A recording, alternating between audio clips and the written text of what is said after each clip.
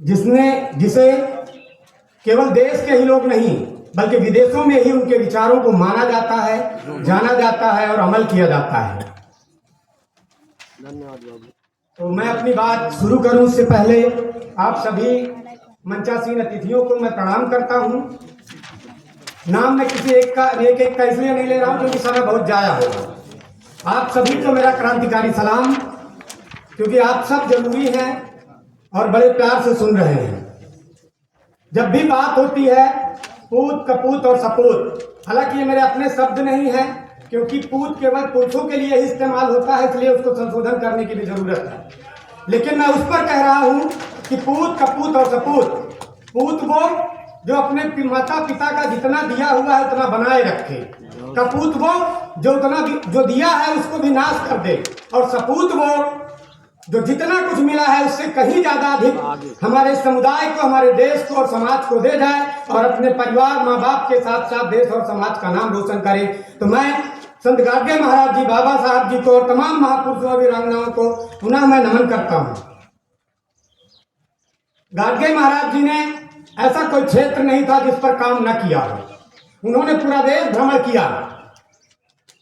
उनके बारे में तमाम वक्ताओं ने बताया। अभी हम मुझसे ज्यादा विद्वान वक्ता मौजूद हैं मंच पर।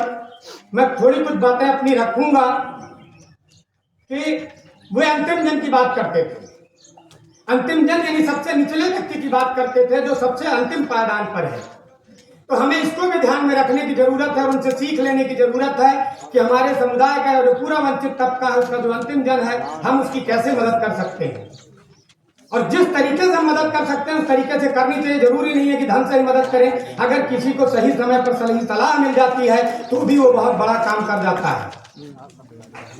हमें जरूरत है शिक्षा के क्षेत्र में विशेष तौर से काम करने की। और शिक्षा का मतलब यह नहीं कि सिर्फ और सिर्फ पढ़ाई लिखाई की ही बात होनी चाहिए।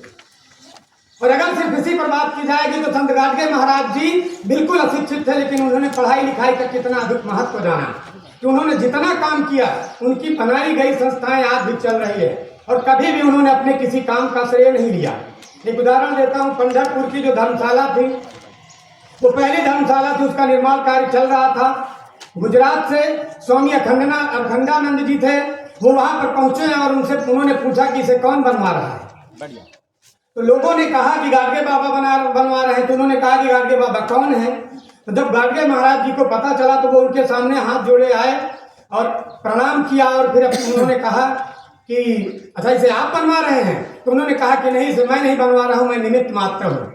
आज हमारे लोगों को, हमारे समुदाय के लोगों को थोड़ा सा अगर काम कर लिए तो वो अहम हो जाता है कि इसे मैंने बनवाया, वो काम मैंने किया।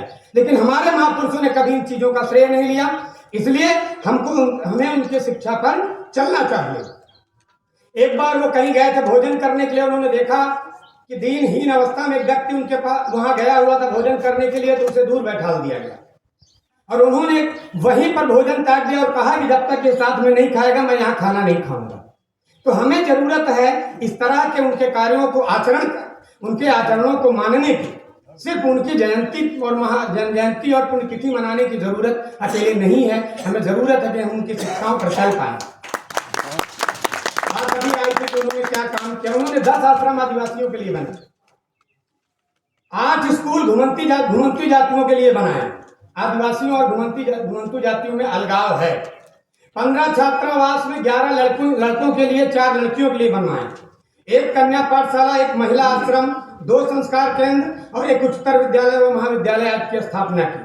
उन्हीं के इन सब कार्यों को देखते हुए अमरावती में संत गाडगे महाराज जी के नाम से विश्वविद्यालय बना है और वो पहले नागपुर से संबद्ध था, बाद में उसको स्वायत्त कर दिया गया। उन्होंने, बहुत सारे लोग कहते हैं, हमारे समुदाय के लोग भी जब बोलने जाते हैं तो कहते हैं गाडगे बाबा की भीख मांगते, लेकिन उन्होंने कभी किसी के सामने हाथ नहीं फैलाया। वो सुबह झाड़ू, शाम को कीर्तन, दिन भर अन्य काम करते रहते। और सुबह झाड़ू का जो उनका उद्देश्य था, उसका मतलब यह नहीं था। वो झाड़ू उनकी एक क्रांति का प्रतीक थी। वो झाड़ू यह दिखाती थी, झाड़ू की एक सीख इस बात का प्रतीक थी कि समाज किस तरीके से संगठित रह सकता है। क्या एक सीख से गुहारा जा सकता है घर पर जगह को? नहीं गुहारा जा सकता। वो एक माध्यम था, क्योंकि वो जानते थे नेक तंदुरुस्ती लाख नियामत। इसलिए उन्होंने ऐसा किया। बहुत सारे लोगों ने मुझसे भी सवाल किया कि कीर्तन में जो कहते थे वो देवकी नंदन गोपाला की बात करते थे, लेकिन पहले उस भजन को सुनिए, उनके उस कीर्तन को सुनिए, उसमें कई वंचित जातियों का नाम आया है।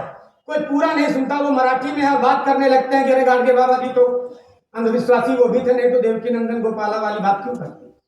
वो भजन एक माध्यम था, कीर्तन एक माध्यम था जोड़ने का। जैसे गांधी का एक माध्यम था कि वो जिस जगह जाते थे उसी भाषा में बात करते थे, उसी तरह लोगों से बात करते थे। आप जितना ही ज्यादा सहृदय होंगे, जितना ही ज्यादा डाउन टू अर्थ होंगे, उतना ही ज्यादा लोगों से आपका जुड़ाव हो पाएगा। तो पहले किसी को कुछ बोलने से पहले उनको जानना भी चाहिए।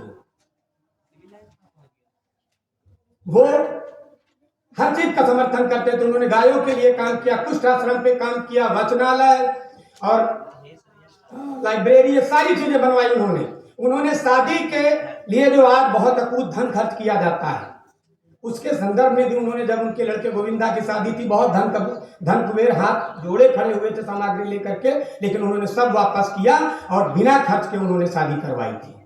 उनके घर वाले वो असहमत थे। कई बार उन्होंने अपने घर वालों को अपने जो द्वारा काम करो, जो उनके सानिध्य में रहकर काम किए जा रहे थे, वहां पर रहने नहीं दिया था। अपनी पुत्री अलोकाबाई को उन्होंने एक बार जब वो बाहर चले गए थे मुंबई वगैरह में, तो वो अमरावती नासिक की धर्मशाला में वो वहाँ उनकी पुत्री गई थी, रह रही थी। जब वो वहां से आए तो उन्होंने सिर्फ एक जोड़ी कपड़े जो पहनी थी और एक जोड़ी कपड़े बदलने के लिए छोड़ करके उन्होंने बाकी सारे वापस करवा लिए। उन्होंने अपनी पुत्री तक को कहा कि जैसे सब लोग रहते हैं वैसे ही रहेंगे। उनकी अपनी कोई खुद की कुटिया नहीं थी कि नहीं वो एक कुटिया में अकेले आराम करेंगे। तो वो एक महामानव